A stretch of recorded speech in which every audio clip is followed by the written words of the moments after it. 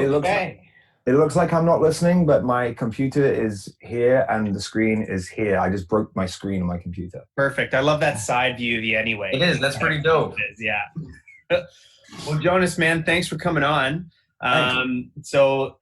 Just so you have a little bit of background, I'm not sure if I told you before, this is the Voice Podcast. So this is a podcast that we do for St. Lawrence College and the Students Association, so the student union at the school. Really? So this is sort of to keep all our students informed with everything that's going on.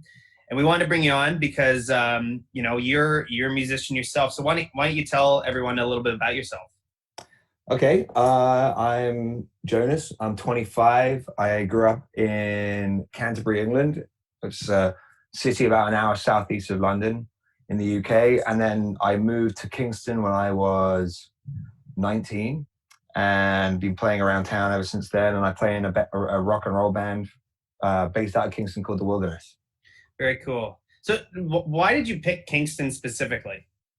It's kind of a long story. So my mum was born in Toronto, so she's Canadian, and I got a Canadian passport. So when I was 16, I came over here for a summer. I worked at a summer camp about an hour north of here. It was like one of those experiences where your parents are like, all right, you're a troublemaker in school. You need to go and learn some responsibility. And they sent me to the other side of the world to do that. Sent you to the wilderness. Exactly. I had the best summer ever and caused way more trouble than I did good, I think. But that was kind of like my introduction to Kingston, because Kingston was the nearest city, I guess, to the camp. So I spent all my days off here. Made some good friends here, and then when I was 19, I'd finished high school, and I was thinking, okay, what am I going to do for my life? And my plan was to come back to Canada, hang out here, maybe get a job, see what happens, then go back to England a year later and go to university. So I came over in July of that year. I played at the Buskers Festival in Kingston, traveled around a bit. And then one thing led to another, and it's been 6 years, and I haven't left. Wow. Nearly 7 years, actually.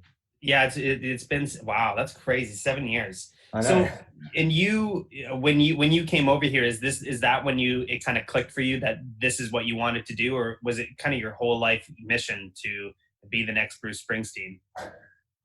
Well, as it happens, let me just consult my autobiography and my shrine. Oh, fuck! Can you still hear me? Oh yeah. Okay, I've lost the screen, but I've got a shrine to Bruce Springsteen on the wall behind me. Oh, nice. There he is. Oh, nice. Well, funnily enough, like I always loved playing music, and I always wanted to play music, and I played in bands back home in the UK, and one of which we played over here at the Buskers Festival in 2013. But my plan was actually to go, when I was supposed to go back to the UK for university, I was supposed to go back for, I had two choices. One was film studies at Oxford Brookes University, and the other one was music at the University of Westminster. So I hadn't really made up my mind. I just knew that I loved playing music. And I knew that I wanted to do it, but like, I wasn't really sure how I would do that. So it was, either I'll go to university and do like a music business degree thing, music production degree thing, or I'll do film studies and then kind of see what happens. But pretty well as soon as I arrived here, I was like, you know what? I spent the last, from the time I was 15 to 19 playing music, and especially after spending a whole year here and then deciding not to go back to the UK, it was pretty clear to me at that point. It was like, yeah, it's going to be music or nothing else. Right. Now, what is it about Bruce Springsteen that you have a shrine and a book to him? And the Bruce Springsteen tattoo, Bruce Springsteen lyrics, I'm obsessed. One of my earliest memories of music was listening to Bruce Springsteen, so that helps. Like my mum listened to him a lot growing up. My first one of the first bands I played in back home, we covered a Bruce Springsteen song, and my good friend Alex from back home, we played music together as kids, and he really got me into Bruce. And it's just like, it's something about, I love the big band sound. I love the kind of defiance of it all, like It's very hopeful and optimistic. A lot of his music. Right. He writes about from the perspective of other people, which I think is awesome. It's politically charged, it's honest, and it's really authentic. And yeah, there's something about his lyrics and also just like his story of the way he did it that I just find super inspiring. Don't we owe the Carlton dance from Saved by the Prince or Fresh Prince of Bel-Air to Bruce Springsteen? We owe everything to Bruce Springsteen. So going back, so you're into film studies. So I didn't know you're a bit of a film buff. Are you, and is that still something that's a part of your life? Big time, huge. Yeah, I love movies. I listen to a film review podcast every week because I'm a nerd. Oh wow. And I've done a lot of video editing. Like I do a lot of video editing for the band. Right. That's something I've always loved and I've always got a kick out of, is, you know, like working on a little project. So I'm actually editing something for the band right now as we speak. So I found that the two just really worked well together. They kind of went hand in hand, you know, if you have a passion for film, like and a passion for music, they're going to work together. Absolutely.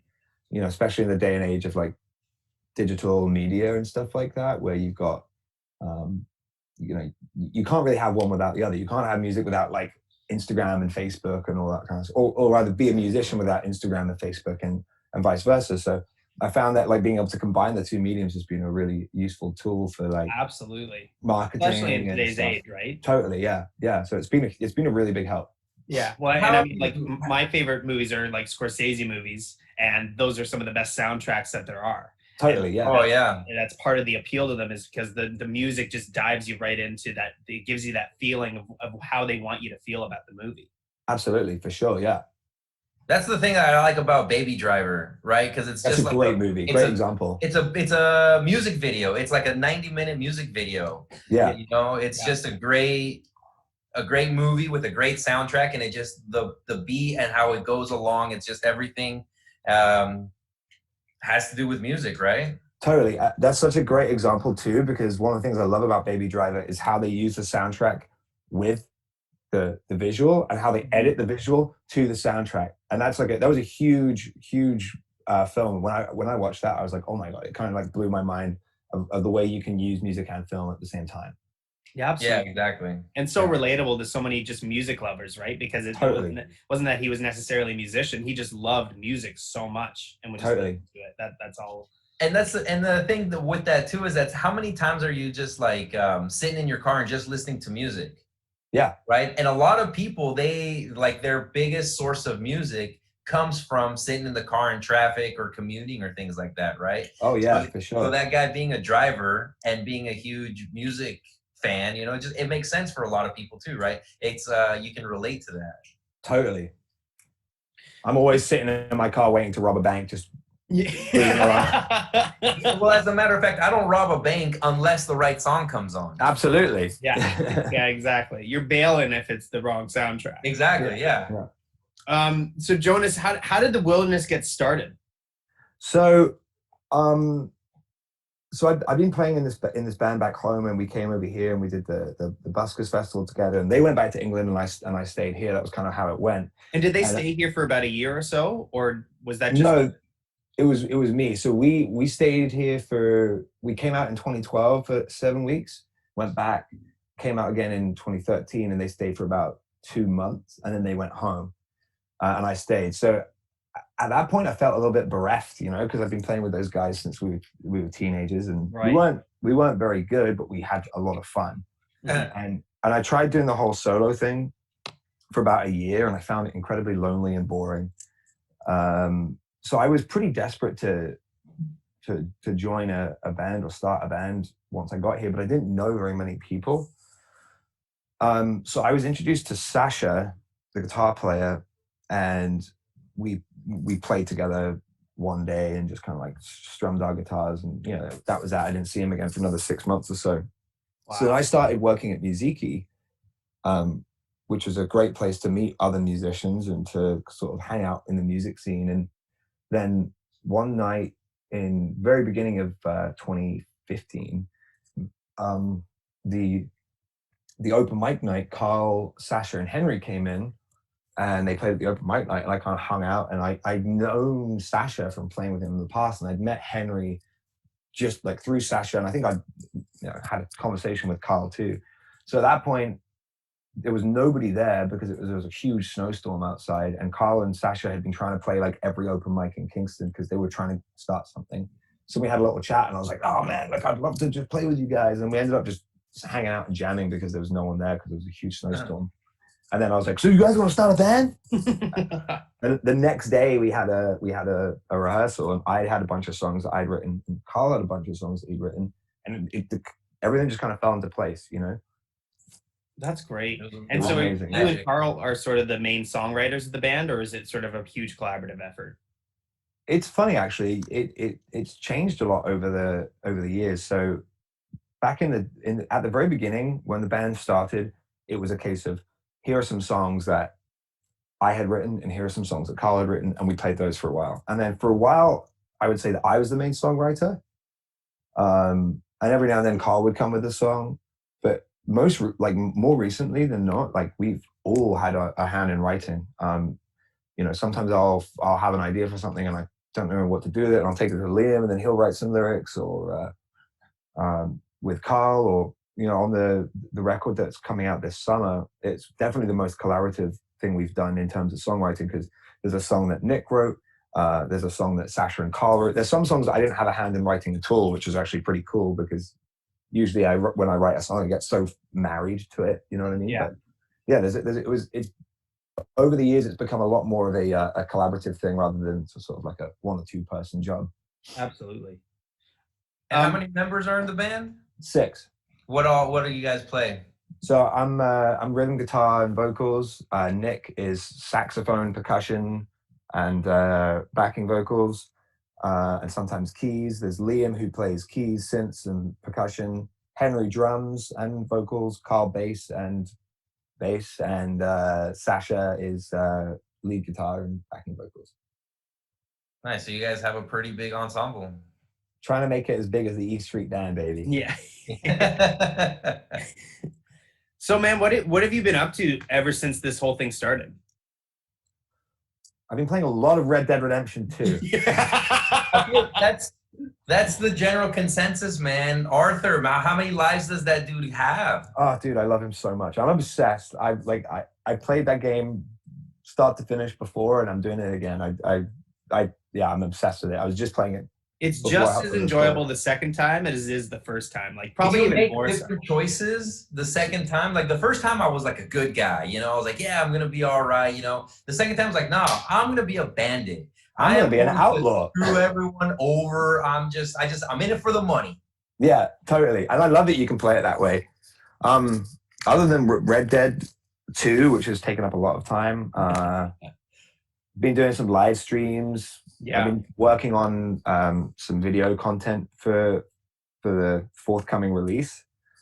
Done a lot of Zoom calls with the guys. I honestly, like, you know, people have been saying, oh, this must be a great chance for you to like sit down and write, but it honestly hasn't, because in January we took like two and a bit weeks to write. So we did a writing thing in January where we wrote a whole album, and then spent all of February rehearsing it, and then the first 2 weeks of March in the studio recording it. So when we came out of the studio, there was like 1 day of normal life before like the lockdown happened, and it was like, well, I'm kind of all like music and writing out right now. Yeah. It's kind of you guys isolated yourself while you were writing that whole album. Yeah. While we were writing it, we were isolated, and while we were recording it, we were isolated. So it's basically been like I've been in isolation for like the whole year. Right.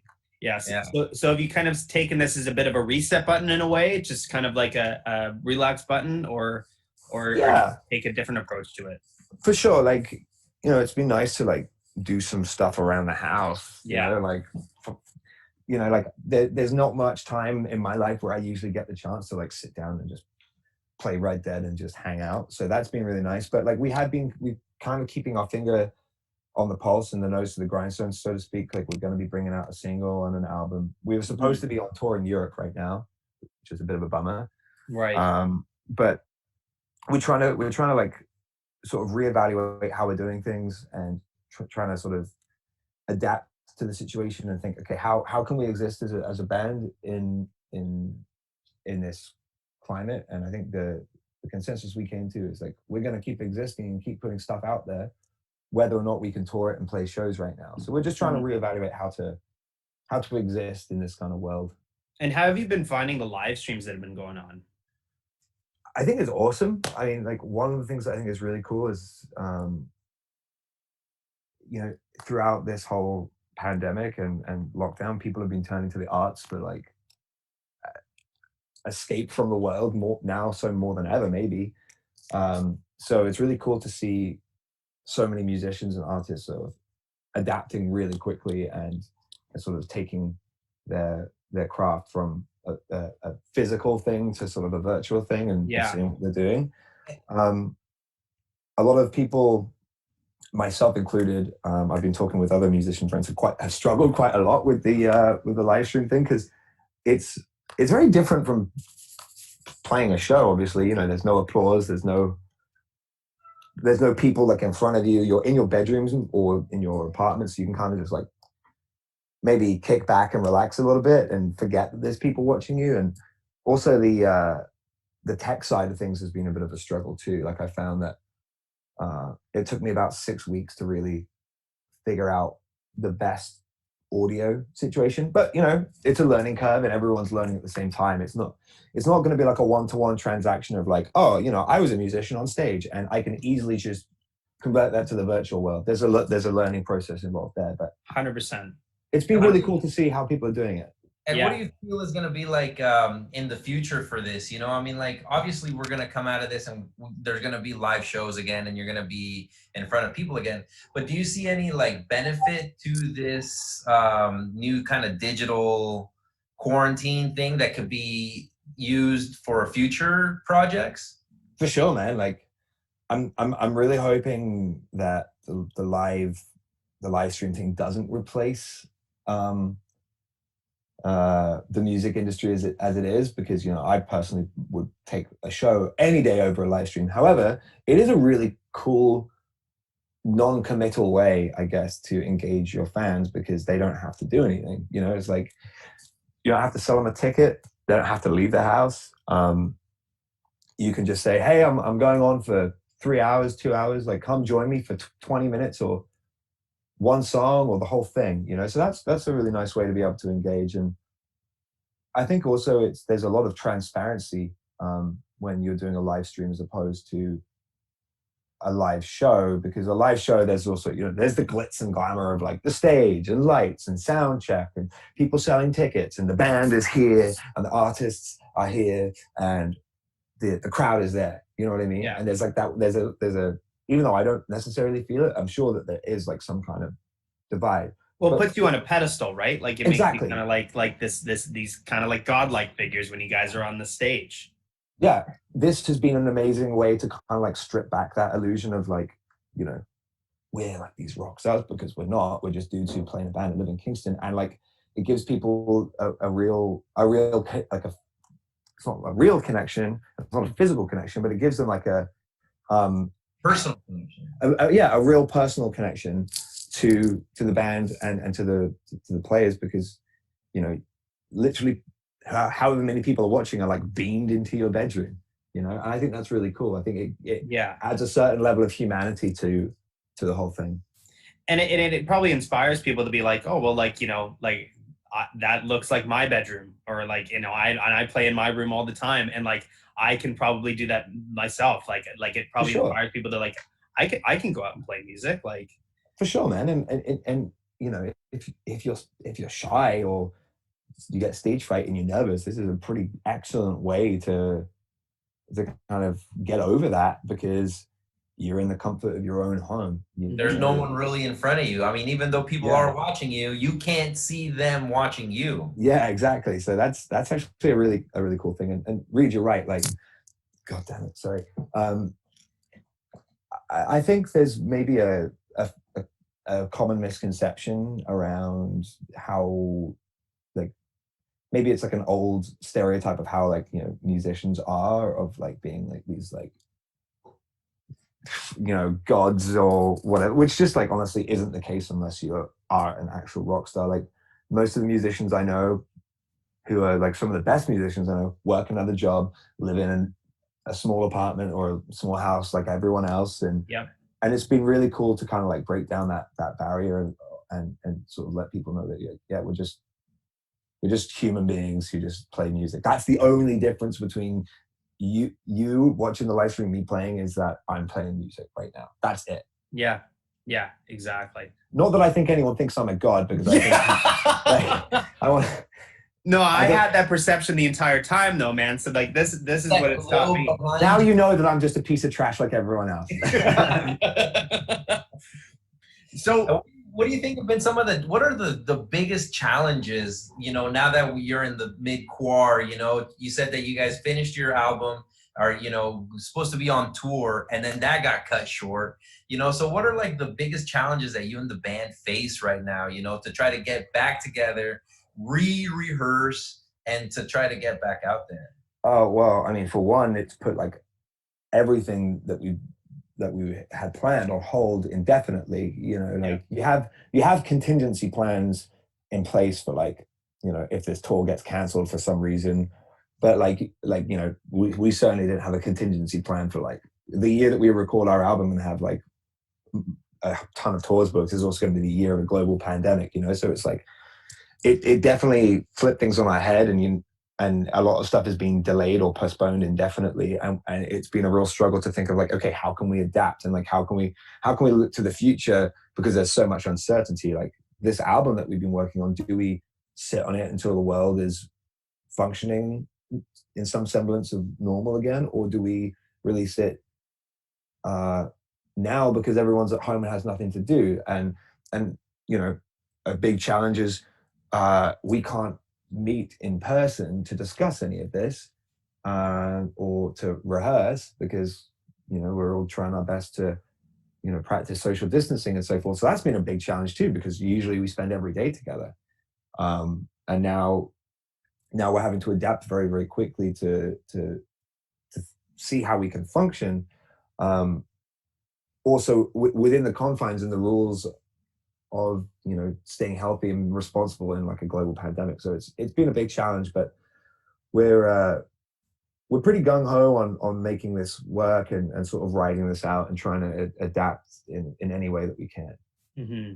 And for someone like you, so has this in a way kind of helped you kind of like, have you kind of put a halt on some of thinking about it too much? Like you're someone who you're pedal to the metal, man. And like, you're all about the grind and work.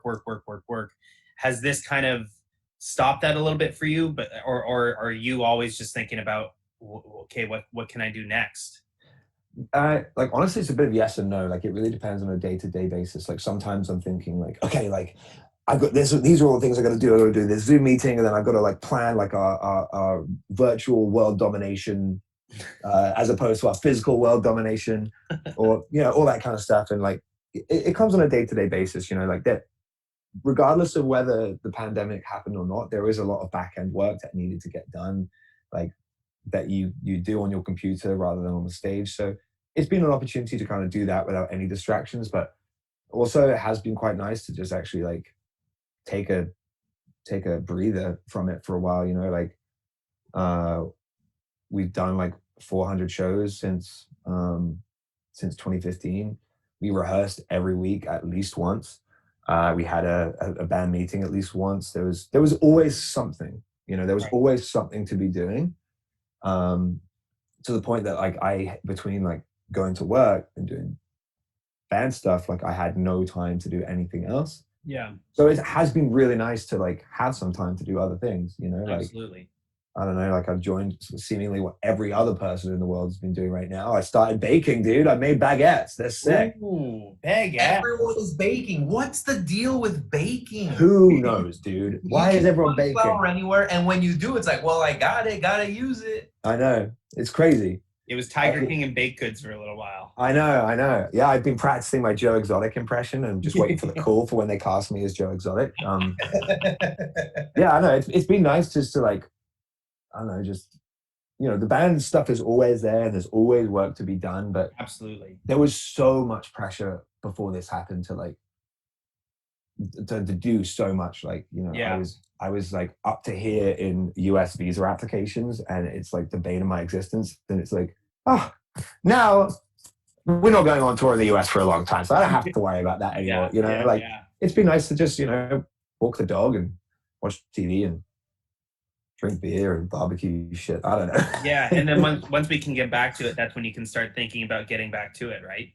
Totally, yeah. And like, the work definitely hasn't stopped. There's definitely stuff to do, but like the workload has shifted, and it's been kind of like a different work that we can kind of do at our own pace. And man, like I know as soon as restrictions get lifted, it's going to be like balls to the wall again. And I'm looking forward to that. It's been a nice little break. Yeah. So are you looking to book some shows like locally right now while we're still in the core? Or are you like gonna wait till like the restrictions are lifted and then start looking towards booking shows? It's really difficult to know, because like a lot of the stuff that we were booked for in May and June has now been booked back to October and September.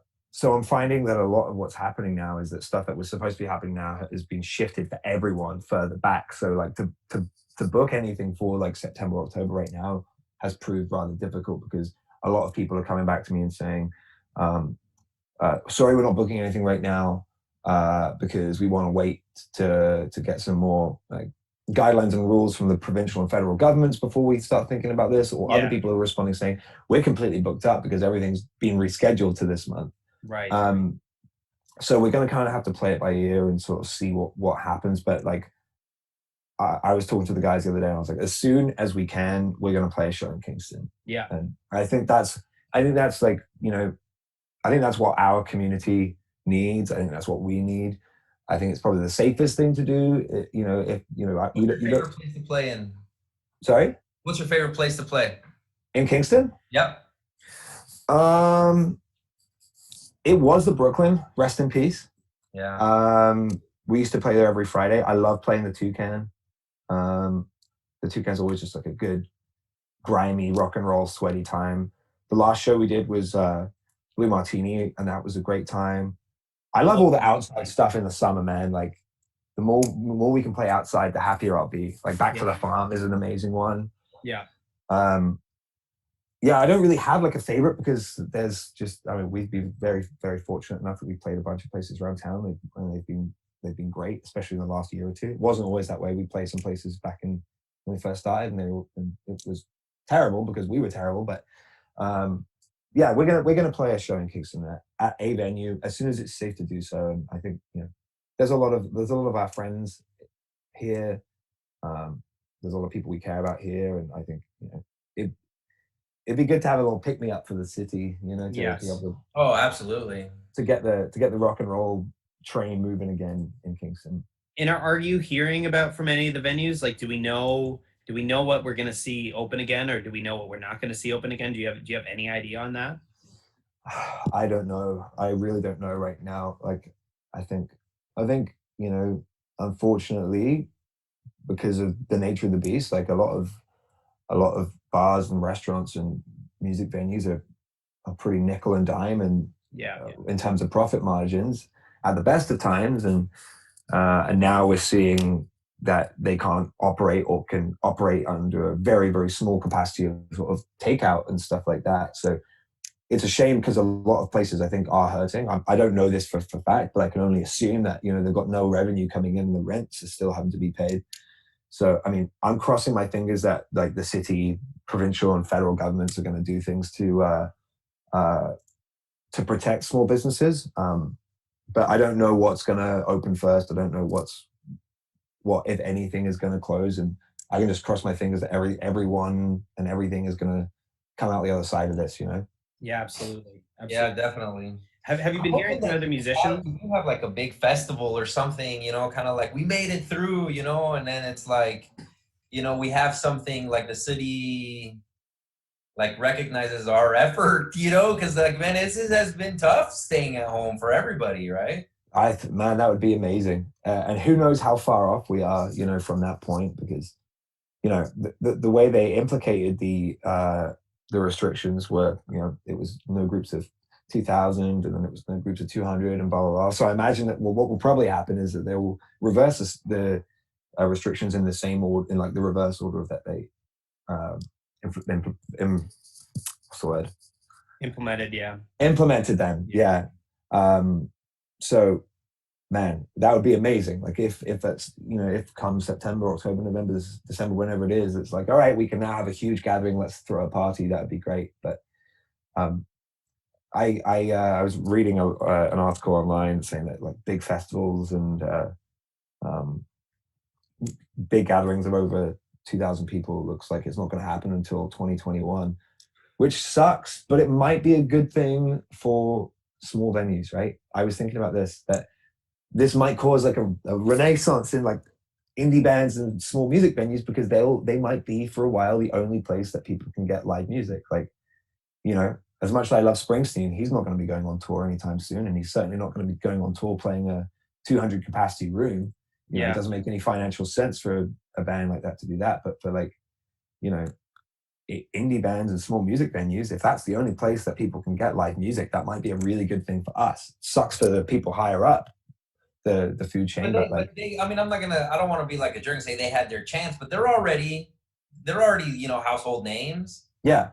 Let's give the Wilderness a chance, and it honestly, dude. Yeah, it might be like Kingston, that already have so many bands and already has like that live music mentality, and there are so many venues that already have stages set up and ready to go. Yeah. Why wouldn't Kingston be the center point? Totally, man. And like, we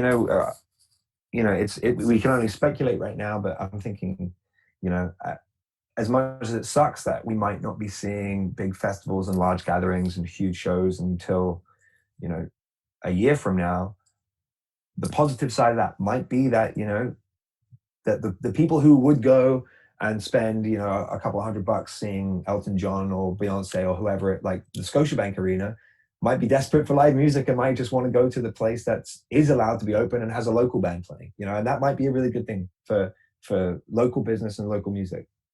Absolutely. Yeah, most definitely. Fingers crossed for that. Yeah, and have you been hearing from other musicians about their situation and what's going on? And maybe like, how do you think like other people in the community can support them right now? Yeah, I mean, I've been chatting with like musician friends. I was walking the dog yesterday and I saw a couple of the guys from Oak Ridge Ave sitting outside their place, and, I was seeing how they were doing. And I chatted with a buddy of mine who plays in a band called the Honest Heart Collective from Thunder Bay. And Honest Heart, they took this time to renovate their jam space and studio, which is super cool. They've been doing live streams. They're working on some new material, and they're going to be sort of looking to tour again maybe next year. I was talking to Oak Ridge Ave, and they just released an album, so they're going to get some vinyls pressed. And like everyone is that I talk to is kind of trying to take this in their stride and trying to adapt in a responsible way. And everyone's looking forward to the future of being able to get out and play music again on stage and play music together and in the same room. And we're taking every day as it comes, as unfortunately, and I guess maybe rightly so, music and musicians aren't on the list of essential services. That's mental health. They should be, for sure. Well, yeah, totally, man. And it might feel essential, and a lot of people are turning to music for an escape. But it's I can't sit here and be like, no, like what I do is more important than like a grocery store right now, for example. But like musicians are still here. We're still alive. We're still working away. And I think the best way to support your favorite bands right now is to tune into their Facebook or Instagram when they're doing a live stream, engage with their content, maybe buy their merch if you have a couple of extra bucks kicking around. Like everyone's hurting right now, and that's a real problem. So it's a shame. It's a tough financial situation for a lot of people, and small businesses are hurting, musicians are hurting, everyone is. So if you can, go and go and buy a CD or go and buy a record or Yeah. Well, No, talk but even- talk about the even- vinyl that you guys just released. Oh yeah, so that was honestly like pretty perfect timing because we put out an EP in November of November 2018. 2018. Yeah, so it's been a while since it's been out, but we got vinyls pressed. We got 200 of them with a bonus track on there of a live recording of us playing a show in Kingston. And so we put them up on our website, and people have been super supportive. And I also did zero contact social distancing deliveries around Kingston. So a couple weeks ago, I delivered 65 records around town, which is super cool. They were all plastic wrapped. I Lysol wiped them. I got people to like leave me delivery instructions and stuff. So like, some people I'd leave them on their porch, or they'd come outside and we'd create a little no man's land between us and them to grab the record. So that was a huge thing for us, because that the sales from those records helped us cover some bills that were not going away, which was really nice. What's the process of getting on vinyl? It was far less complicated than I expected. There's a company called Precision Pressing. They're based out of Burlington. And they're super helpful. We basically contacted them saying, hey, look, this is what we need to do. They said, wait, well, here are your options. Do you want like the deluxe multicolored, super duper cool vinyl with the 18-page poster inside, or do you want something kind of simple? And they sent us templates, and we did the artwork, sent it to them, paid them. Then they sent us 6 test pressings in the mail. We listened to them, made sure everything was good, signed off, and then a couple of weeks later, I had 5 boxes of vinyls turn up on my porch. It was Nice. It was so much easier than I expected. And Precision Pressing are a great Canadian company, so it was nice to be able to work with them throughout all this too. Yeah. That's awesome, and it's nice because that EP brings back a lot of memories from the last year. Totally. Get it on vinyl, right? Like that's great, and it's great. You had like 65 people willing to buy that. Yeah, it was amazing. Like right off the bat, 65 people. I drove like 300 miles around Kingston, just like between everyone's houses. It was great, and people are buying them online. We put them up on our store now. It's a great way for people to support the band. And I felt like a real musician. It was like the first time in my life that I could hold like a physical record of mine and be like, oh my God, I did this. It was a really cool feeling. Well, that's great. So Jonas, how can people find you on social media? On Facebook, we're The Wilderness. So www.facebook.com/The Wilderness Kingston. It's the same on Instagram, The Wilderness Kingston, or thewildernessband.com. And you follow us on any of those platforms. We also have a Patreon page where you can kick in as much as a cup of coffee every month. And it's like a paid subscription, and you'll be the first to get like customized wilderness content. The guitar player Sasha has been spearheading that, and he's been figuring out really cool ways to bring Patreon contributors like different content that might not be available on our Facebook page too. So there's a ton of different ways to get involved. Nice. Nice. Well, content. I mean, Jonas, I'm a huge fan of yours. I'm a huge fan of The Wilderness. Likewise, buddy. I'm a big fanboy. So anybody listening, please go follow The Wilderness. They're Kingston's best band. You guys are working, and you guys bring rock and roll right into the line. And so going back to that too, like you guys like you're bringing rock and roll alive. Like what do you think the hopes are for rock and roll right now? Rock and roll isn't going anywhere, baby. There we go. It's alive and well. Yeah. All right. Well, my brother, thank you so much for joining us. This has been a great chat. My pleasure. Thanks so much for having me. Yeah, we'd love to have you back on, man. Man, please. Thank you so much. All right. Thanks, brother. Take care. It's nice to see you. Take it easy. Bye.